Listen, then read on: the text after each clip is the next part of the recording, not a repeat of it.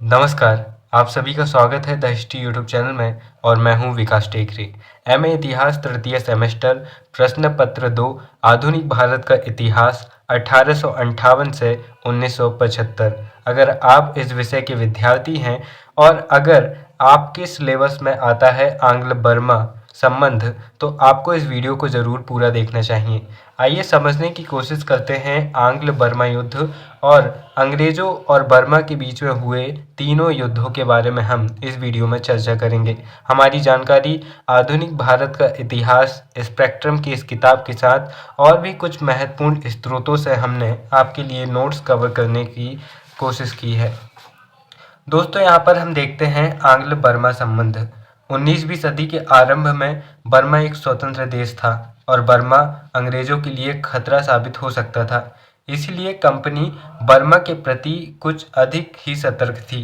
सतर्क होना आवश्यक भी था क्योंकि 1817-18 ईस्वी में बर्मा के सैनिक अभियान के कारण अरनम में खतरा उत्पन्न हो गया था। उस समय सियाम के लोगों द्वारा हस्तक्षेप करने और बर्मी सैनिकों को पराजित करने दिए जाने के कारण यह खतरा तत्काल टल गया।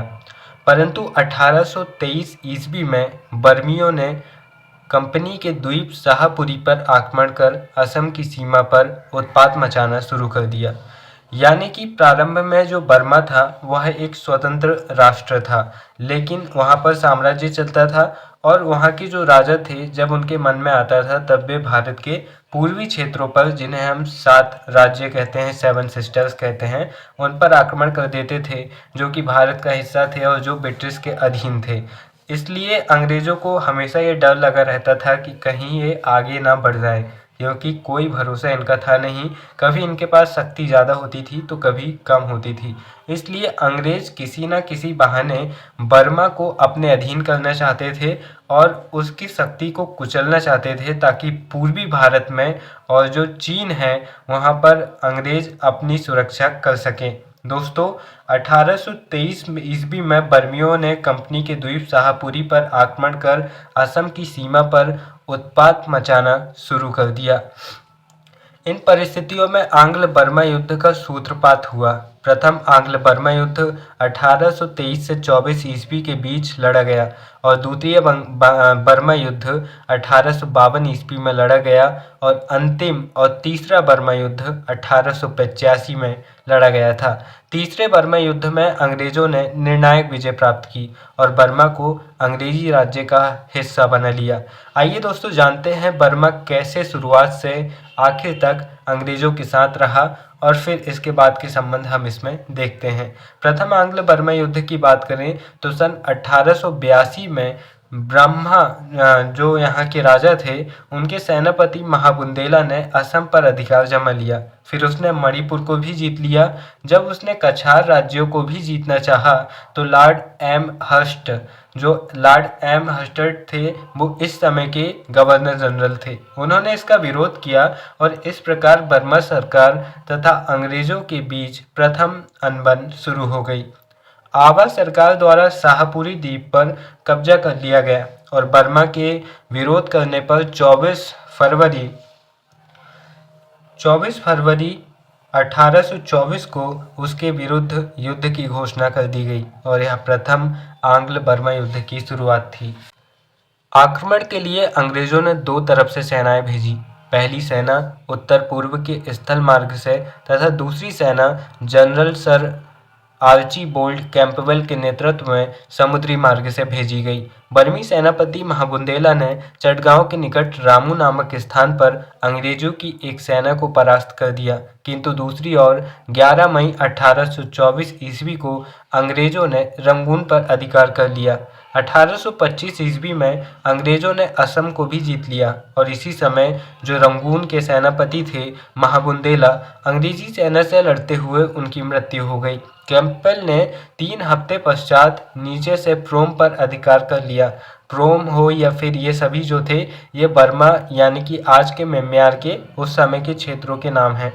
जब अंग्रेज बर्मा की राजधानी यांडूप से केवल 60 किलोमीटर या फिर 60 मील दूर रह गए थे तब बर्मियों ने संधि का प्रस्ताव दिया और फिर इस समय जो संधि हुई उसे यांडुप की संधि कहा गया। यांडुप की संधि जो कि प्रथम आंग्ल बर्मा युद्ध का परिणाम रही, वहीं दूसरे आंग्ल बर्मा युद्ध का कारण भी यांडुप की संधि रही। 24 फरवरी 1826 को हुई इस संधि की कुछ प्रमुख शर्तें थी, जैसे टेनासिरीम और अराकान के प्रांत बर्मा सरकार ने अंग्रेजों को दे दिया और मणिपुर को स्वतंत्र मान लिया गया।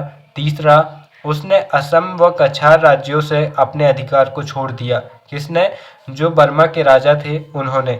फिर इसके बाद में बर्मा सरकार ने 1 करोड़ रुपए क्षतिपूर्ति के रूप में अंग्रेजों को देना स्वीकार किया। इसके अलावा आवा सरकार ने अंग्रेज रेजिडेंट रखना स्वीकार किया और इस युद्ध से अंग्रेजों को जो बहुत सारे लाभ हुए तथा उन्हें उत्तर पूर्व में एक बड़ा क्षेत्र मिल गया। साथ ही अब वो चीन और बर्मा से अपने क्षेत्र को सुरक्षित आसानी से रख सकते थे। यांडुप की संधि से अंग्रेजों की प्रतिष्ठा में वृद्धि हुई और ब्रिटिश सरकार लॉर्ड एमस्टर्ड के इस कार्य से प्रसन्न हुई और एमस्टर्ड को अर्ल ऑफ अराकान की उपाधि दी गई। और यह जो युद्ध था यह सबसे ज़्यादा महत्वपूर्ण था, क्योंकि यह एक ऐसा युद्ध था जिसने दूसरे युद्ध को जन्म दिया, क्योंकि एक प्रकार से बर्मा के राजा के लिए यह अपमानजनक संधि थी, क्योंकि यहाँ पर कोई जीता या कोई हारा नहीं था।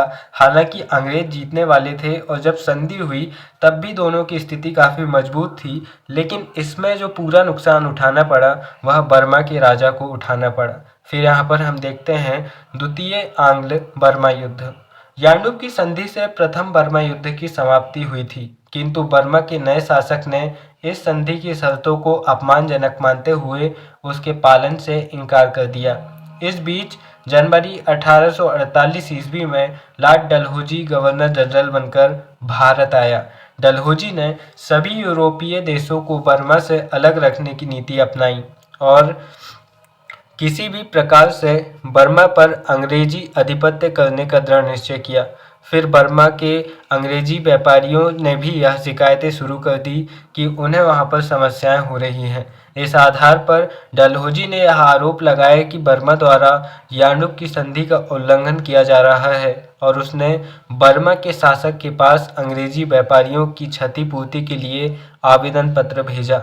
यहाँ पर कुल मिलाकर जो डलहौजी था वह किसी भी प्रकार से जैसे कि इनकी जो नीति हम कहते हैं हड़प नीति, या फिर जो इन्होंने किसी भी प्रकार से षड्यंत्र रचकर ये बर्मा को अपने क्षेत्र में मिला लेना चाहते थे और उसके लिए ये किसी भी हद पर जाने को तैयार थे। तो इन्होंने जो व्यापारी थे उनसे झूठी शिकायतें करवाई कि उन्हें वहाँ पर समस्या हो रही है और उन शिकायतों के आधार पर इन्होंने बर्मा के राजा को क्षतिपूर्ति के लिए कह दिया कि आप हमें इतनी क्षतिपूर्ति दे दीजिए।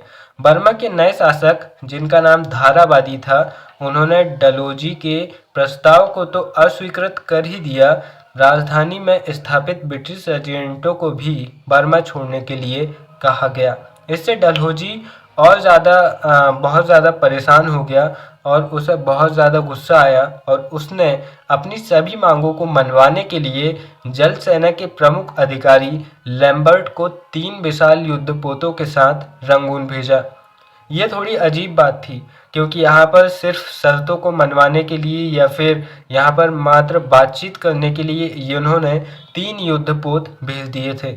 इससे स्वाभाविक रूप से समझ में आ रहा था कि शांति वार्ता के लिए जंगी बेड़ों को भेजना डलहौजी की आक्रामक नीतियों का ही परिचायक था। स्थिति को गंभीर देखते हुए बर्मा के शासक ने अंग्रेजी व्यापारियों की शिकायतों को दूर करने का आश्वासन दिया तथा अपने आश्वासन को विश्वसनीय बनाने के लिए उन्होंने रंगून के गवर्नर को भी उसके पद से हटा दिया। लेकिन यहाँ पर जो लैम्बर्ट थे वो रंगून के जो बाद में नए गवर्नर बने वो लैम्बर्ट से नहीं मिले किसी कारणवश, तो इसी को लैम्बर्ट ने युद्ध का आधार बना लिया और लैम्बर्ट ने कहा कि ये मेरा अपमान है कि रंगून का नया गवर्नर मुझसे क्यों नहीं मिला। और उसने बर्मा की एक शाही जहाज जिसका नाम रॉयल एलोशिप था उसको लेकर भागने की कोशिश करने लगा। जब बर्मा के सैनिकों ने देखा, वहाँ के लोगों ने देखा कि यहाँ का एक प्रसिद्ध जहाज या फिर एक शाही जहाज को लेकर कोई जा रहा है तो उन्होंने उन लोगों पर गोलीबारी शुरू कर दी। इस घटना से बर्मी क्रुद्ध हो गए और उन्होंने अपहरण कर लिए गए जहाज पर गोलीबारी शुरू कर दी और इसी समय 1852 में द्वितीय आंग्ल बर्मा युद्ध शुरू हो गया। कुल मिलाकर यहाँ पर डलहौजी ने ही युद्ध का कारण पैदा किया और युद्ध को शुरू कर दिया। डलहौजी इस युद्ध को चाहता था। डलहौजी ने क्रुद्ध होकर बर्मा के शासक के पास लैम्बर्ट के जहाज पर की गई गोलीबारी के लिए क्षमा याचना का प्रस्ताव भेजा। एक तो लैम्बर्ट राजा का जहाज लेकर खुद भाग रहा था और जब पकड़ा गया तो उल्टा कह रहा है कि राजा हमसे माफ़ी मांगे। डलहौजी ये कहलवाना चाह रहा है। तो ये कुल मिलाकर अपमान था और कारण पैदा किया जा रहा था द्वितीय आंग्ल बर्मा युद्ध का। उसने क्षतिपूर्ति के लिए 12,000 पाउंड देने का वैकल्पिक सुझाव भी दिया। बर्मा के शासक ने कोई प्रत्युत्तर नहीं दिया तो डलहौजी ने जनरल गाडविन को 5,800 सैनिकों तथा अनेक युद्धपोतों के साथ बर्मा अभियान पर भेज दिया। 14 अप्रैल 1852 ईस्वी तक गॉडविन ने मर्तावन तथा रंगून पर अधिकार कर लिया। मई 1852 ईस्वी तक अंग्रेज सेना ने बसीन के साथ साथ बर्मा के संपूर्ण सागर तट पर अधिकार कर लिया। सितंबर 1852 ईस्वी में डलहौजी स्वयं बर्मा पहुंच गया और नवंबर तक उसने प्रोम और पेगू पर, जिसे पीगू भी कहा जाता है, वहां पर अंग्रेजी राज्य का हिस्सा स्थापित कर लिया तथा डलहौजी ने उससे आगे बढ़ना नहीं चाहा। इसके कई सारे कारण हो सकते हैं क्योंकि इससे पहले ही डलहौजी भारत में भी हड़प नीति और फिर अलग अलग नीतियों के चलते अपने साम्राज्य के विस्तार के चक्कर में बहुत सारा ब्रिटिश धन या फिर भारतीय धन को उड़ा चुका था, खर्च कर चुका था और वो आगे यहाँ पर नहीं बढ़ना चाहता था। यही कारण है कि दोनों पक्षों के बीच बिना किसी संधि के ही यह युद्ध समाप्त हो गया और इस युद्ध का मुख्य कारण डलहौजी की साम्राज्यवादी नीति तथा पूर्व में अंग्रेजों के सम्मान की सुरक्षा की मुख्य भावना थी। यहाँ पर कुल मिलाकर डलहौजी एक साम्राज्य चाहता था, एक क्षेत्र चाहता था जिसके लिए उसने इस युद्ध को जन्म दिया था। इसके बाद में तृतीय आंग्ल बर्मा युद्ध हुआ। उसके कारण और कैसे हुआ यह हम देखते हैं। बर्मा के राजा भिंडन की मृत्यु के बाद उसका पुत्र धीबो शासक बनता है। वह प्रारंभ से ही अंग्रेजों को मित्र नहीं मानता था क्योंकि पहले ही अंग्रेज बहुत सारी हरकतें कर चुके थे। अतः 1876 ईस्वी में ही दोनों राज्यों के संबंध खराब हो गए। 1878 में अंग्रेजी रेजिडेंट को बर्मा में वापस बुला लिया गया और फिर इसके बाद में बर्मा से वापस बुला लिया गया और 1885 में फ्रांस ने उत्तरी बर्मा से एक व्यापारिक संधि कर ली और अपना प्रभाव बढ़ाना शुरू कर दिया। मांडले में एक फ्रांसीसी एजेंट ने भी दौरा किया, अतः लॉर्ड डफरिन सतर्क हो गया। यानी कि जो राजा थे थीबो, उनके जो पूर्वज थे उनके साथ में अंग्रेजों ने जो दुर्व्यवहार किया था उसके चलते थीबो अंग्रेजों के साथ संबंध नहीं रखना चाहते थे तो उन्होंने फ्रांसीसियों के साथ संबंध स्थापित करना शुरू कर दिया। लेकिन शायद वो यह जानते थे या नहीं या फिर जानबूझकर ऐसा कर रहे थे कि अंग्रेज और फ्रांसीसी दोनों एक दूसरे के शत्रु थे। यहाँ पर जो थीवो थे उन्होंने अंग्रेजों के शत्रुओं के साथ हाथ मिलाने की कोशिश की और यह तृतीय आंग्ल बर्मा युद्ध का कारण बना। इस स्थिति को देखते हुए लॉर्ड डफरिन ने बर्मा के शासक के पास मांडले में एक ब्रिटिश रेजिडेंट रखने की मांग की। इसके साथ ही कई अन्य मांगे भी डफरिन ने बर्मा के शासक के पास भेजी, परंतु बर्मा के शासक थीवा ने डफरिन की सभी मांगों को अस्वीकार कर दिया। इन परिस्थितियों में अंग्रेजी सेना ने 1885 ईस्वी में उत्तरी बर्मा पर आक्रमण कर दिया और मात्र 14 दिनों के युद्ध में अंग्रेजी सेना ने संपूर्ण उत्तरी बर्मा तथा उसकी राजधानी मांडले पर भी अधिकार कर लिया। थीवो और उसकी कुटुंबी रत्नागिरी भेज दिए गए। थीवो और उसके पूरे परिवार को कहाँ भेज दिया गया? रत्नागिरी भेज दिया गया और तृतीय आंग्ल बर्मा युद्ध ने स्वतंत्र बर्मा के भाग्य का अंत कर दिया। इस युद्ध के परिणाम अंग्रेज के लिए अत्यंत लाभकारी सिद्ध हुए। अब संपूर्ण बर्मा पर अंग्रेजों का आधिपत्य हो गया तथा अंग्रेजी साम्राज्य की सीमाएं चीन तक विस्तृत हो गई। बर्मा के लिए अंग्रेजों ने एक उपराज्यपाल की नियुक्ति कर दी तथा संपूर्ण बर्मा की राजधानी रंगून को बना दिया। दोस्तों, यहाँ पर कुल मिलाकर अंग्रेज प्रारंभ से ही बर्मा पर अपनी दृष्टि डाले हुए थे। इसकी दो सबसे बड़ी वजह थी। पहली वजह थी, जो बर्मा का साम्राज्य था वो कोई छोटा मोटा साम्राज्य नहीं था। वह पूर्वोत्तर भारत पर समय समय पर आक्रमण करते रहता था और छोटी बड़ी घुसपैठ करते रहता था, जिससे अंग्रेज चिंतित थे। दूसरी सबसे बड़ी बात, चीन भी सीमा साझा करता था और अगर कभी चीन और बर्मा की साठगांठ हो जाती तो आसानी से भारत पर एक बड़ा आक्रमण किया जा सकता था। इसलिए अंग्रेज़ों ने अपनी रणनीतियों को आगे बढ़ाया और इनके साथ युद्ध किया।